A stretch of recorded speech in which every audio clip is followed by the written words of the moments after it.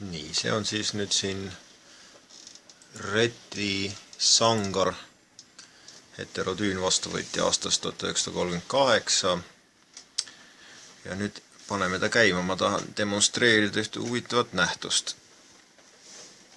Nii, toide peale soeneb, need on tema, see on üks vahesageduskopsik, see on teine vahesageduskopsik lahti võetult.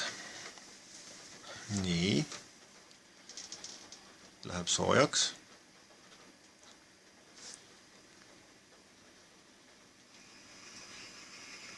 Nii, praegu on häälestatud ühe mingisuguse jaama peale, mis on iseenesest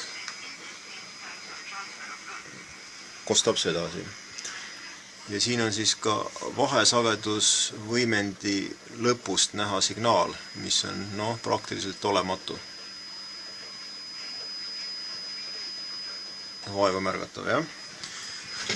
Ja nüüd, kui ma siit kopsikust kinni võtan,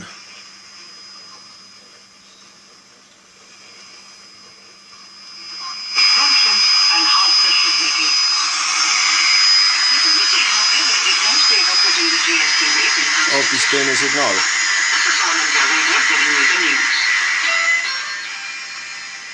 Hoopis teine signaal. Ja see kõik kordub iga kord, kui ma välja lülitan ja uuesti sisse lülitan, on nagu kõik kordub samamoodi.